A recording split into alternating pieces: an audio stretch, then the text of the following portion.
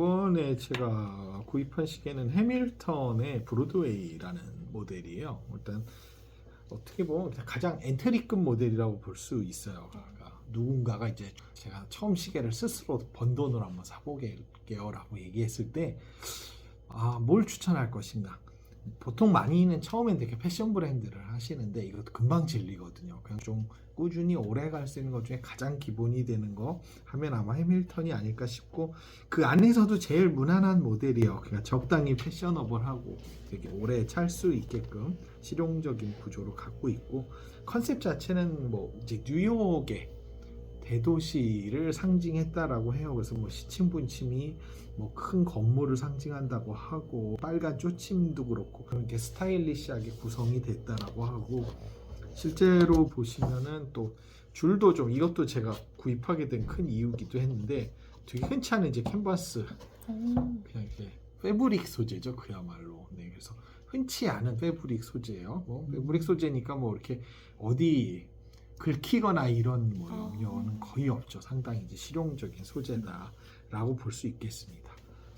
저 이번 논문이 제 그 석사 제자 중에 한 분이 거의 자기 힘으로 쓴 학위 논문이 이제 출판이 된 건데, 워낙 초창기, 그러니까 우리 랩이 어떤 연구실로서의 안정적인 세팅이 좀 덜 갖춰졌을 때, 그때 이제 연구를 진행했기 때문에 실은 고생을 정말 많이 했어요.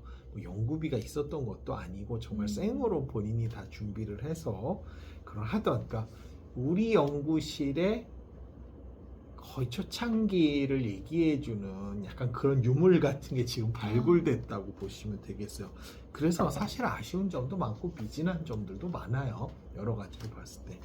근데 그래서 제가 이제 시계도 약간 엔트리급 시계를 선택을 한 게, 결국은 우리는 보통 공부를 할 때 뭐 이런 논문으로 시작하는 것 같아요.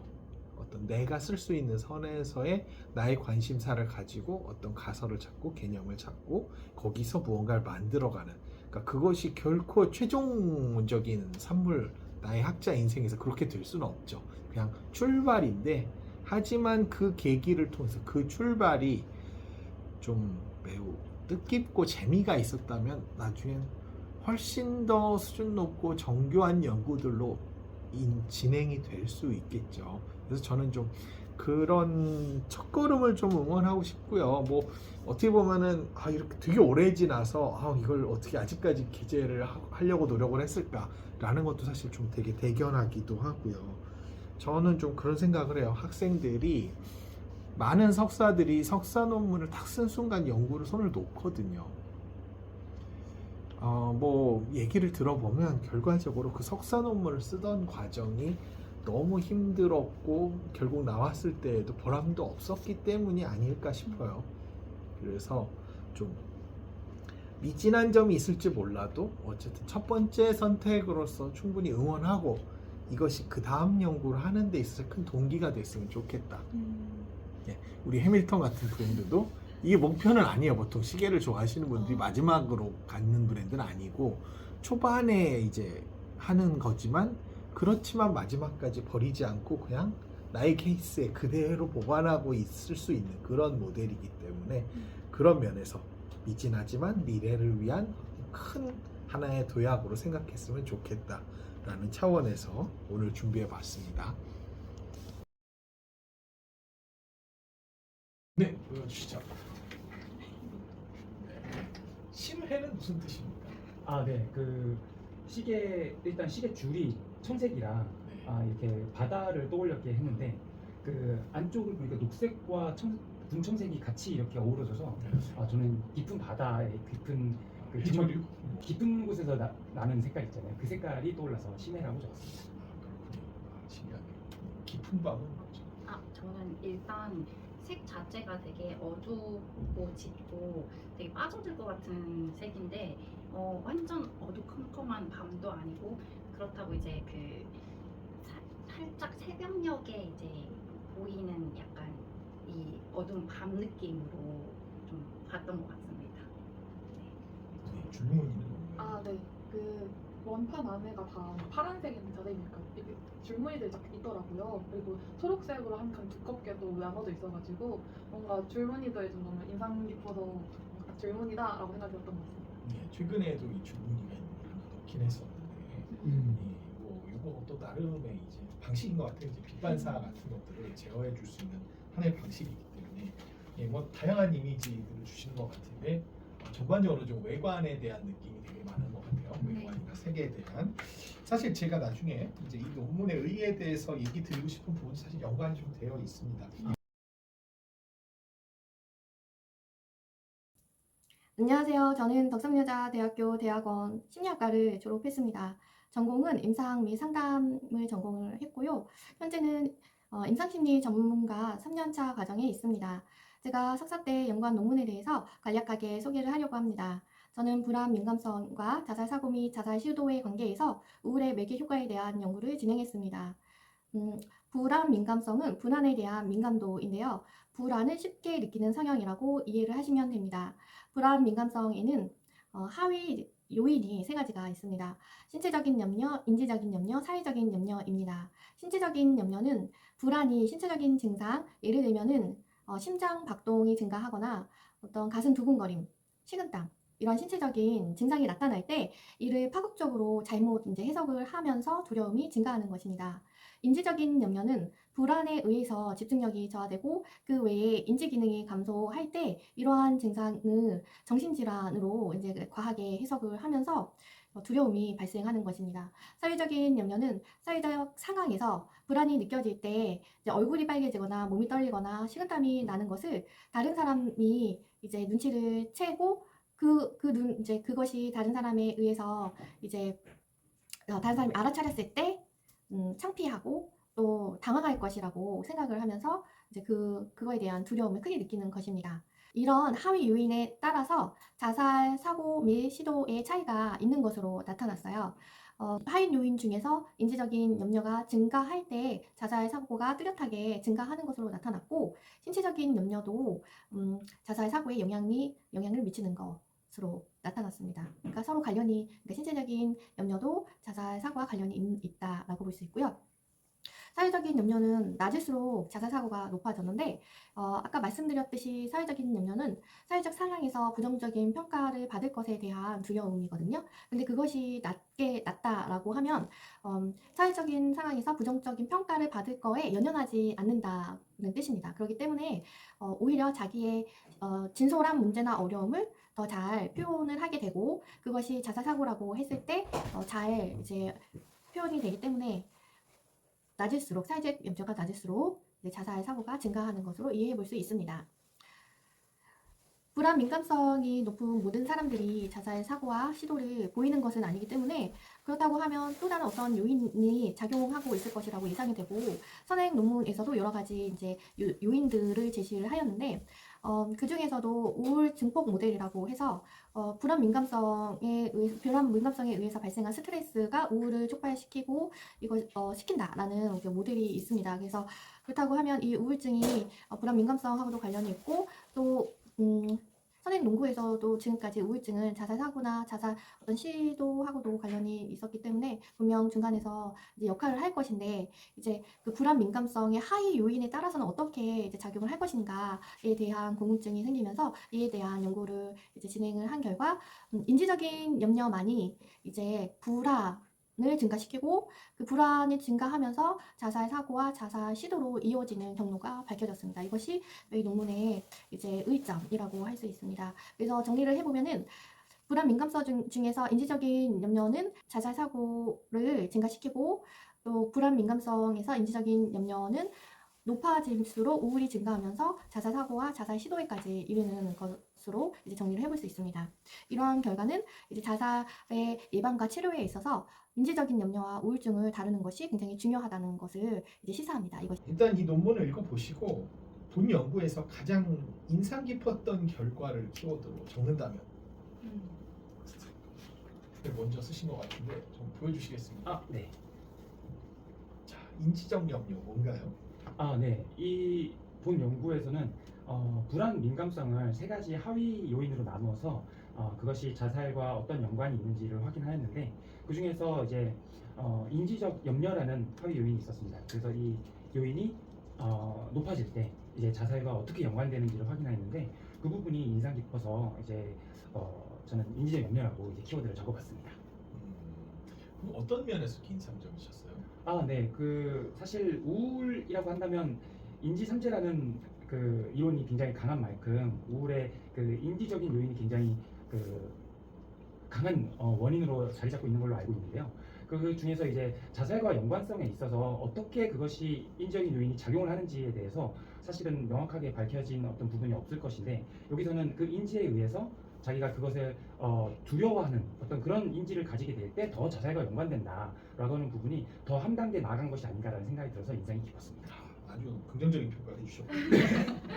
네, 수진 쌤은 사회적 염려의 역설적 효과, 되게 깊이 있는 무슨 뜻입니까?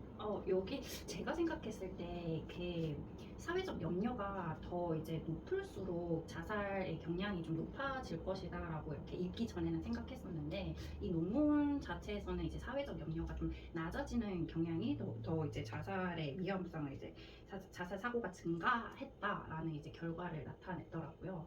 그래서 왜 그럴까? 왜 사회적 염려가 낮을수록 자살이 이제 높아졌을까? 이렇게 고민을 해보았을 때 이 사회적 염려, 그러니까 나의 그 어떠한 이제 우울하고 이렇게 사람들이 솔직하게 이렇게 답변하고 이렇게 염려를 더 많이 가지고 이렇게 있는 것이 오히려 더 이제 자살의 그 가능성 좀 낮추는 것이 아닌가 뭐 이런 생각을 했었습니다. 좀 주변을 많이 의식하고 네, 신경 쓰고 사는 사람이 또 죽을 생각을 덜 하는 것 같다. 더 많은 이제 상호작용을 할 테니까 그럴 수도 있지 않을까. 일종의 어쩌면 아직 좀 에너지가 남아있는 상태일지도 모르겠어요. 그러니까 이게 네. 꼭 좋다라는 의미라고 볼 수는 없을 것 같은데 네네네. 사실 염려가 좋은 개념은 아니잖아요. 네, 맞습니다. 그러니까 그런 의미로 봤을 때 그 나름의 어떤 좀 그냥 기능을 의미하는 건 아닐까 이런 거에 대해서 의미를 좀 우리가 좀 더 신중하게 잘 좀 씹어볼 필요가 있는 것 같기는 해요. 자, 선생님은 우울 매개 효과. 네. 왜냐면은 뭔가 자살 사고랑 시도를 같이 봤잖아요. 근데 이 사이에 우울이 매개된다는 게 좀 당연한 얘기일 수도 있는데, 근데 그 당연한 것을 한 번 더 체킹하고 실제로도 결과가 이랬어라고 밝혀주는 뭔가 근거로서의 좀 자리를 잡는?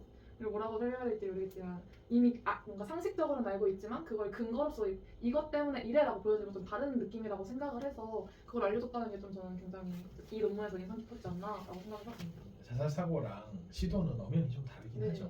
죽고 싶어하는 말은 흔히 하지만 그렇다고 사람 다 죽는 건 아니니까. 네네. 그러면은 자살 시도는 과연 그게 자살 시도까지 가는 데 있어서는 또 중간에 어떤 단계가 필요한가라는 부분을 생각해 볼 필요는 있는 것 같아요.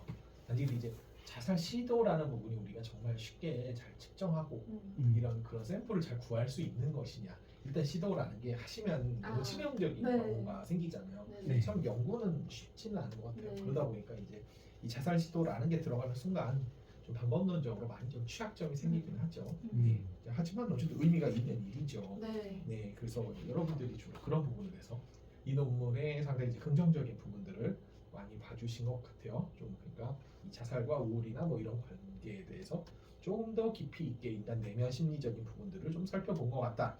하지만 뭐 그렇다고 해도 또뭐 다르잖아요. 우리가 세상에 심리 논문처럼 아쉬움이 큰 것도 없어요. 보면. 맞습니다. 네. 분명히 아쉬운 점도 있었을 것 같은데 자 아쉬운 점 하나를 꼽는다면 저는 표본이라고 생각합니다. 왜냐하면 여기에서는 사실 20대에서 50대 사이의 사람들이 이제 연구를 했잖아요. 제가 알기로는 저희가 OECD 국가에서 이 청소년 자살률이 굉장히 높은 걸로 알고 있는데 저는 27명이었나 29명이었나 10만 명이랑 그랬던 것 같은데 이 청소년 자살 사고와 자살 이제 그 시도에 대해서 이제 연구가 좀 같이 들어갔으면 더 좋지 않았을까. 그리고 저희 노인 자살률도 되게 높은 걸로 알고 있거든요. 그래서 이 가장 양극단의 그 자살을 높이고 자살률을 가지고 있는 그 집단을 같이 연구를 해야 하는 게 더 좋지 않았을까라는 생각을 했습니다. 성인 인구대를 대표한다라고 봤을 때는 20에서 50대가 큰 무리는 없어요. 네. 성인을 연구했다라고 할 때. 하지만 자살에 훨씬 취약한 인구대가 양 끝에 있기 때문에 네. 그런 부분들을 좀 반영하지 못한 거 아니냐라는 겁니다. 대표성의 문제를 좀 생각해 보신 것 같네요. 네. 쌤은 뭘 쓰시나요? 네. 저는 자기 보고로 연구를 진행하였다라는 점이 이 연구의 아쉬운 점 중 하나라고 생각했습니다.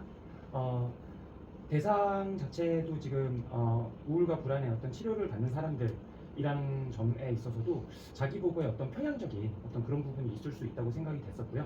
그리고 아무래도 인지적 염려라든가 뭐 사회적 염려라든가 이런 것들은 무의식적으로 이렇게 일어나는 어떤 사고를 한 번 더 이렇게 직접 질문을 하고 답변을 하는 과정 안에서 한 번 더 이렇게 자기 자각 같은 것들이 이루어질 수 있는 가능성 그런 것 그래서 저는 인지적 염려를 하나의 이 논문의 어떤 장점이라고 이렇게 인상 깊었던 부분이라고 말씀을 드렸지만 한편으로는 인지적 염려를 내가 이런 인지적 염려를 하네? 라는 식으로 또 자기 보고를 또 한 번 더 생각하게 되니까 그런 부분들이 연구에 있어서 영향을 미치지 않았을까라는 생각이 들어서 저는 자기 보고라고 이렇게 적어봤습니다.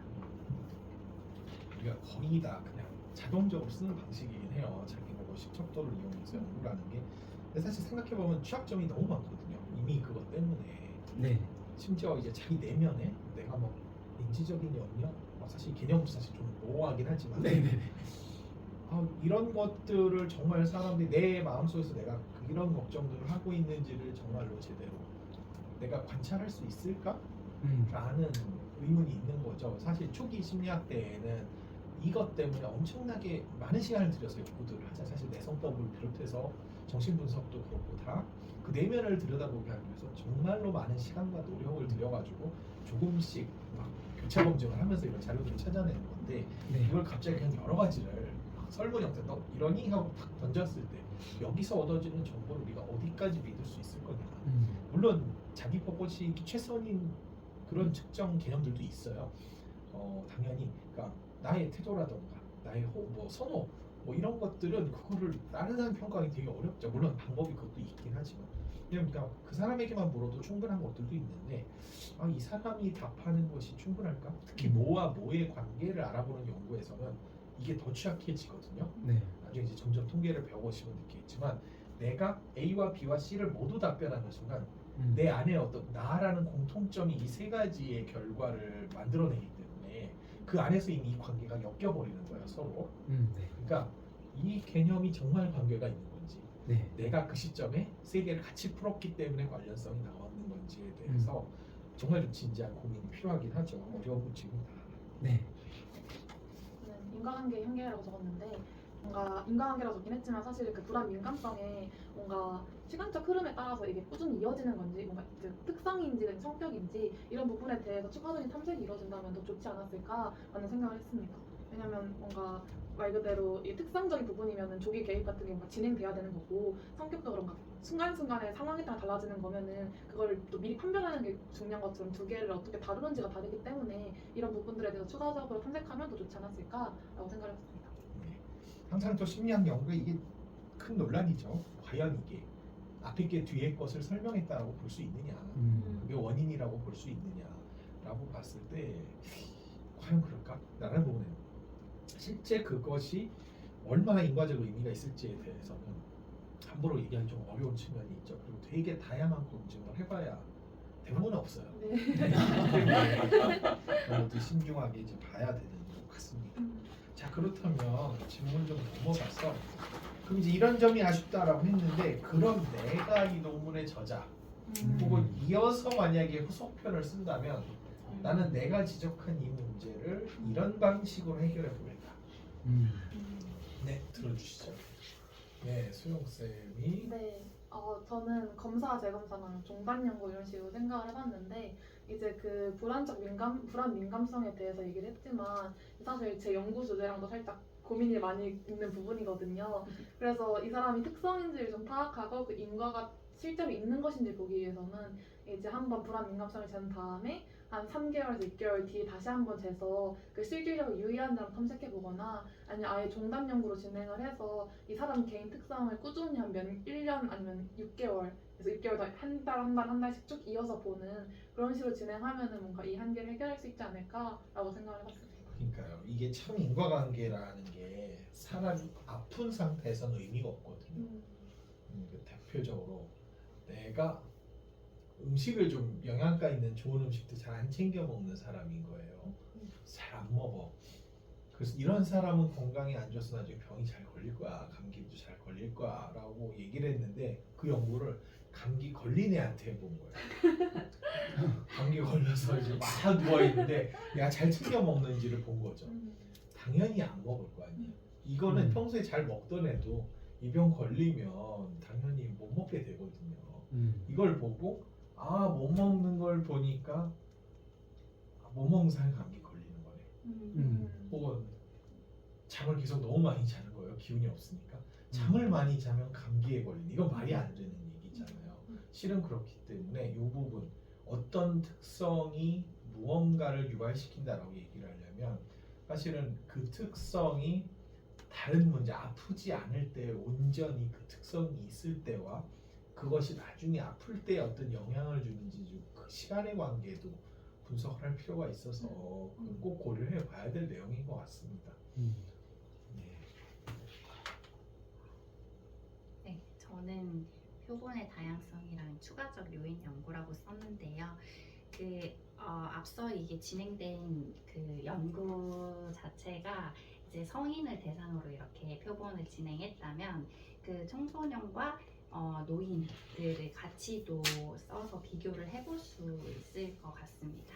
그리고 사실 여기에서는 우울을 매개로 봤지만 우울뿐만 아니라 자살 사고나 이제 자살 요인들에 대해서는 되게 많은 그 요인들이 이제 작용을 한다고 생각을 해서 뭐 개인적인 스트레스 사건들이나 아니면은 신경 생리학적인 그 영역들도 함께 또 본다면은 더 근거 있는 연구가 되지 않을까 싶어서 이렇게 작성을 해보았습니다.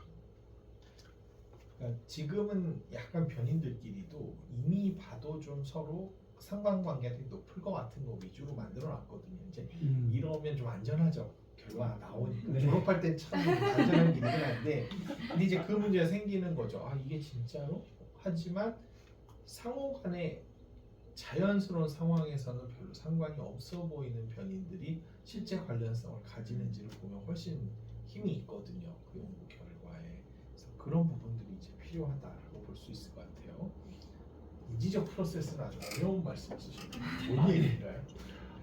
저 딱히 한 단어로 하자니까 좀 어려워서 인지적 프로세스라는 말을 썼는데 저는 인지적 염려에 의해서 자살 사고가 급등한다라는 어떤 부분에 있어서 너무 단순화되어 있다라는 생각이 들었습니다.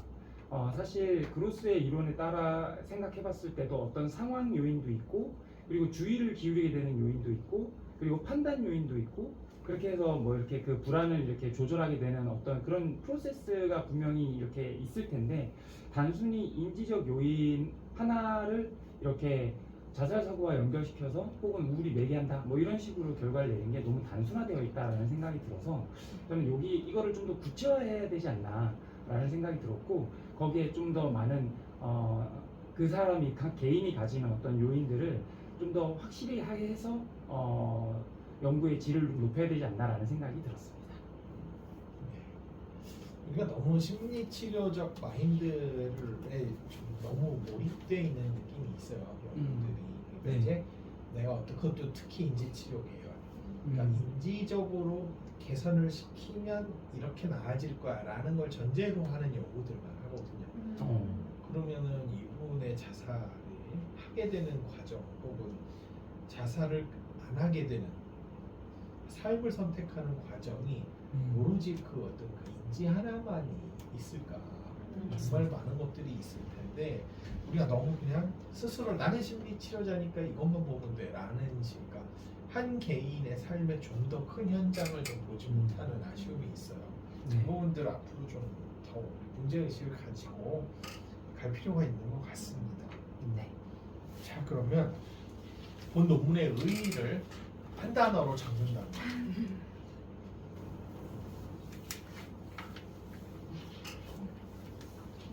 어, 아, 겹치나요? 우울 매개 효과. 네, 그때 이제 처음에 말씀드렸던 것처럼 이제 우울 매개가 이제 불안 민감성이나 자살 사고, 자살 시도랑 어떻게 연관됐는지를 본 논문이잖아요. 그렇기 때문에 이제 말씀드렸던 것처럼 뭔가 우울이 당연히 연관되어 보이지만 그것을 실제로 연관이 있다라고 규명해주는 건 또 다른 문제라고 생각이 들어서 그런 뭔가 우울과 자살이 관련이 있다라는 큰 대명제 안에는 그것을 증명하기 위한 수많은 노력들이 들어가 있잖아요. 그런 식으로 이 우울 매개도 뭔가 너무 당연해 보이는 말이지만 그것을 증명하고 이제 이 당연함을 당연하다라고 얘기해주기 위해서 많은 연구들이 진행됐기 때문에 이걸 파악했다는 것도 하나의 근거가 되어주는 논문이라고 생각이 들어서 이게 좀 그래서 저는 가장 키워드적으로 의의 있지 않나라고 생각을 해봤습니다. 네. 다차원적인 접근. 그 지금 오페쌤이랑 조금 겹치는데요. 저도 이거를 우울 매개 그리고 뭔가 불안 민감성 딱 요렇게만 보지 않고 그 불안 민감성 중에서도 사회적 염려, 인지적 염려, 신체적 염려 이런 식으로 다차원적으로 좀 봤기 때문에 이 논문의 그 자살 위험과 이제 불안 민감성을 조금 더 확실하게 보여준 연구지 않나 생각이 들어서 이렇게 작성해봤습니다. 네, 뭐 사실 저도 약간 겹치는 것 같긴 합니다만 불안 민감성이라고 했을 때 너무 범위가 넓다고 생각합니다. 사실 인지적 염려라는 혹은 사회적 염려 뭐 이런 것도 사실은 범위가 굉장히 넓은 것 같긴 한데 그럼에도 불구하고 그런 하나의 정서 자체가 굉장히 다차원적인 요소를 갖고 있으니까 그런 거를 이렇게 구분해서 연구에 시도했다라는 점이 이 연구의 의의 중 하나라고 생각이 들었습니다. 네, 감사합니다.